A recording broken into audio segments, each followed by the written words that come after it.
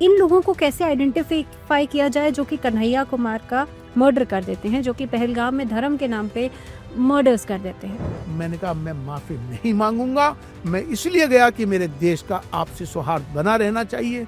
मेरा जाने का मकसद मेरा देश, मेरा आपसी भाईचारा, हम मिलके रहते हैं इस देश के अंदर। मेरे इस पॉडकास्ट को देख रहा है पाकिस्तान, अगर वो मुसलमान हैं, शरीयत को मानते हैं, तो उनको जैश ए मोहम्मद और लश्कर ए तैयबा नाम हटाने पड़ेंगे। ये शरीयत का फैसला है। जैश ए मोहम्मद हो गया, ये सब मुसलमान कम्युनिटी से ही।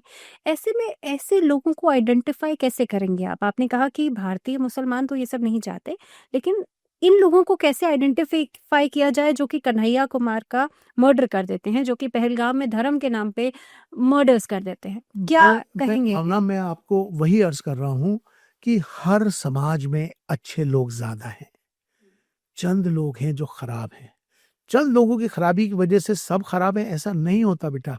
मैं आज आपको एक उदाहरण देता हूँ।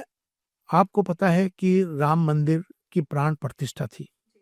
राम मंदिर की प्राण प्रतिष्ठा में मुझे बुलाया गया, मुझे दावत दी गई एज ए चीफ इमाम, आप प्राण प्रतिष्ठा में आइए। आप यकीन मानना भावना, मेरे पास निमंत्रण आया और निमंत्रण आने के बाद मैं 4 दिन तक ये सोचता रहा कि मैं जाऊं या ना जाऊं। अपने अंदर ही तलाश अपनी पूछता रहा इस बात को।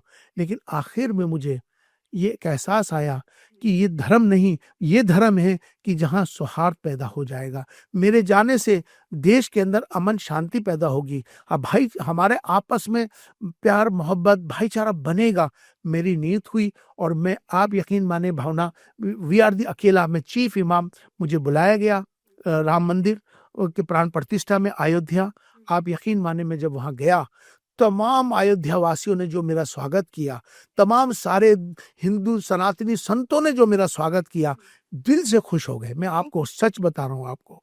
लेकिन मैं आपको बताना चाहता हूं कि जैसे ही मैं राम मंदिर पहुंच के वापस निकला हूं, मैं गया था आपसी सौहार्द के लिए, तो लेकिन मैं वहां से आने जैसे ही लोगों को पता चला पूरे भारत के अंदर कि चीफ इमाम साहब को बुलाया गया और वहां राम प्राण प्रतिष्ठा में चले गए, मेरे खिलाफ पाकिस्तान से, दुबई से, सऊदी अरब से, बहरीन से, दुबई से और अमेरिका से, इंग्लैंड से और भारत से मेरे खिलाफ फतवे जारी हो गए।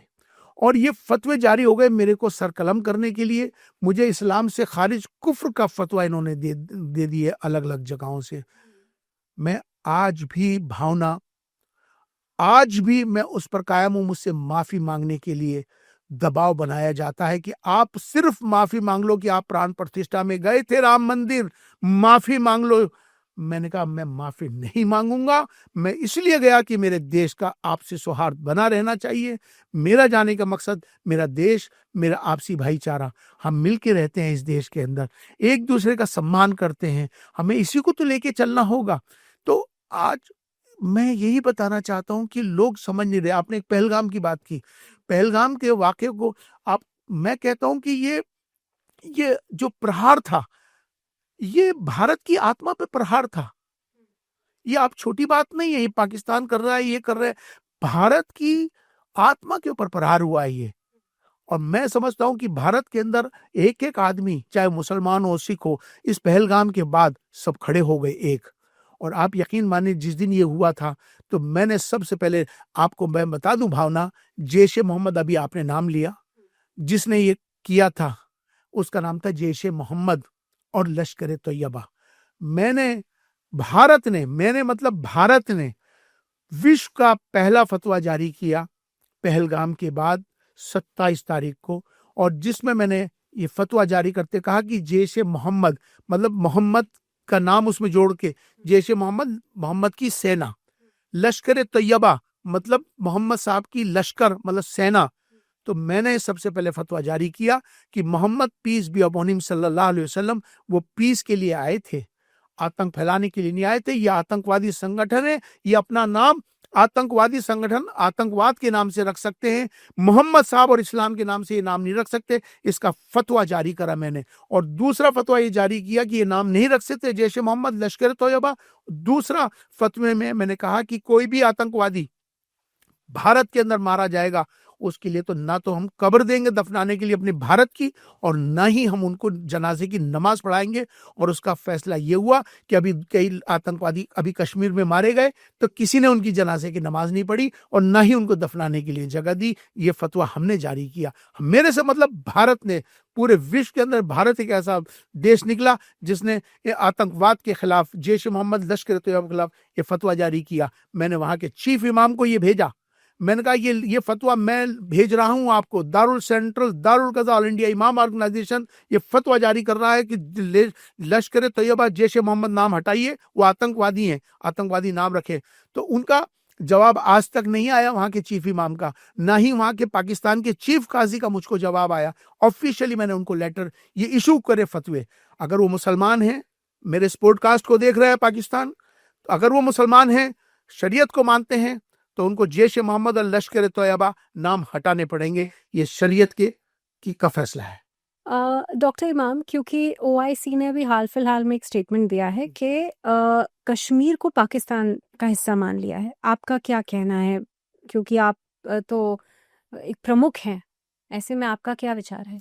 देखिए, ये विषय बड़ा विषय है और ये एक विस्तार का विषय है, लेकिन फिर भी आपने मुझसे एक सवाल किया है तो मैं ओसीआई को इसका जवाब मुझे लगता है देना चाहिए, क्योंकि मैं चीफ इमाम हूँ, मेरी जिम्मेदारी भी है बात को रखना।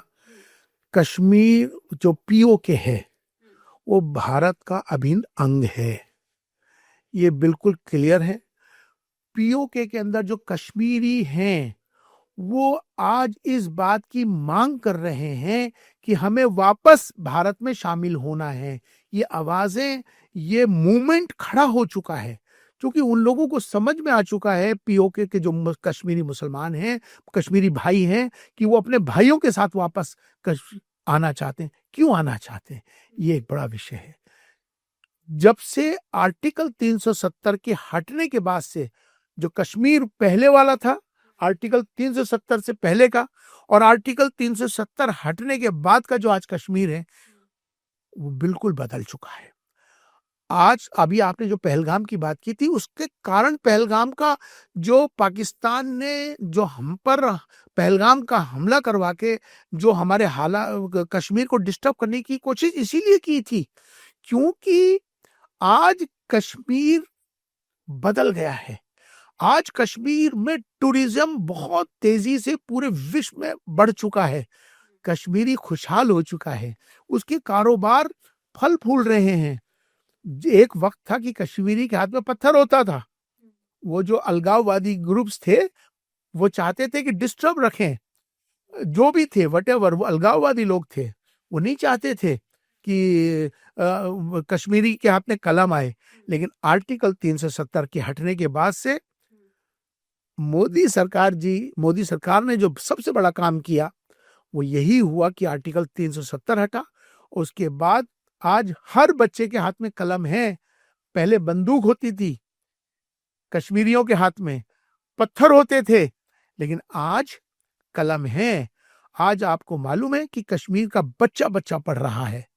आज कश्मीर का टूरिज्म आसमान पे तेजी से बढ़ रहा है, तो उनको खुशहाली मिल गई। वरना एक जमाना था, अलगाववादी लोग 6-6 महीने कश्मीर को बंद करने का ऐलान करते थे, वो कश्मीर बंद कर देते थे, उनका रोजगार बंद हो जाता था, बर्बाद हो जाते थे। लेकिन आज खुशहाल हो गया। तो ये पीओके वाले को, चूंकि पीओके हमारा अभिन्न अंग है, उनके भाई यहाँ रहते हैं, बहनें यहाँ रहती हैं, अब उन्होंने कहा कि हम वापस भारत में आना चाहते हैं, इसकी आवाज उठ चुकी है। मैं तो तमाम सबसे कहना चाहता हूं कि तमाम पूरी दुनिया को बताना चाहता हूं कि पीओके भारत का अभिन्न अंग है और वो बहुत जल्द भारत में शामिल होगा।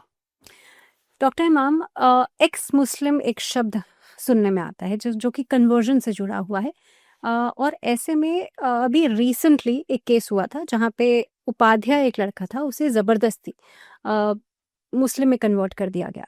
आपका क्या मानना है, कितना सही है? सिद्धारमैया जी ने भी स्टेटमेंट दिया देखिए था। अभी एक नया शब्द जो चल रहा है वो एक्स हिंदू एक्स मुस्लिम चल रहा है। मेरा इस पे कहना ये है कि एक्स मुस्लिम हो या एक्स हिंदू हो या एक्स क्रिश्चियन हो, ये कोई पद थोड़ी है कि जो एक्स हो गया। अरे भाई कोई किसी आस्था है किसी की, इस्लाम में वो इस्लाम में है, हिंदू में सनातन में वो सनातनी है, जो जिस आस्था में है वो उसमें रहेगा। ये एक्स वाला जो कोई पद थोड़ी था कि जो हट गया। लेकिन मैं आपको एक बात बताना चाहता हूँ, आपने बड़ा अच्छा सवाल भावना किया है, मुझे लगता है कि मुझे इस पर विस्तार से बात रखनी चाहिए। इस्लाम के अंदर कन्वर्जन का कोई कंसेप्ट नहीं है। इस्लाम में कन्वर्जन मना है। जो लोग कन्वर्जन कर रहे हैं वो ठीक नहीं है, क्योंकि इस्लाम में दो चीजें हैं कन्वर्जन में। कन्वर्जन यानी कि हिंदू से मुस्लिम की बात कोई कर भी रहे हैं। हो, हिंदू से मुसलमान हो, मुसलमान से हिंदू हो, वट एवर, कन्वर्जन की बात हम कर रहे हैं। अब मैं आपको बताऊं, एक तो है कन्वर्ट होना और एक है कन्वर्ट कराना। दोनों में अंतर है। कन्वर्ट कराना लोभ से, लालच से, पैसे से, शादी से, ये इस्लाम इसकी इजाजत नहीं देता। इस्लाम में मना कर दिया गया ऐसे किसी लोभ से, लालच से, शादी से, ब्याह से या बहकावे से कोई भी धर्म परिवर्तन करता है, इस्लाम में आता है तो इस्लाम में उसकी इजाजत बिल्कुल नहीं है। हाँ, अब कोई खुशी से आता है, उसकी आस्था से जुड़ा हुआ है, उसमें कोई लोभ लालच या किसी तरह का उस पर कोई दबाव नहीं है, खुशी से आता है, वो इस्लाम में एक्सेप्ट है और आ सकता है, और ये किसी भी धर्म में एक्सेप्टेंस होती है। लेकिन अगर तुम किसी तरह से किसी को बहका के कन्वर्ट करते हो तो इस्लाम इसकी इजाजत नहीं देता और उसको गुनाह कहा गया है। तो ये गलत, जो यही तो बताना चाहते हैं कि लोगों को मालूम नहीं है। आपको ये मना कर दिया गया कि तुम्हें कन्वर्ट नहीं करना है, इसकी इजाजत नहीं है। कोई आता है उसकी वेलकम है, लेकिन ये सब नहीं है। और जो इस्लाम के नाम पे कन्वर्ट कर रहे हैं और ये कन्वर्जन करवा रहे हैं, वो एक गुनाह कर रहे हैं। इस्लाम इसकी इजाजत नहीं देता।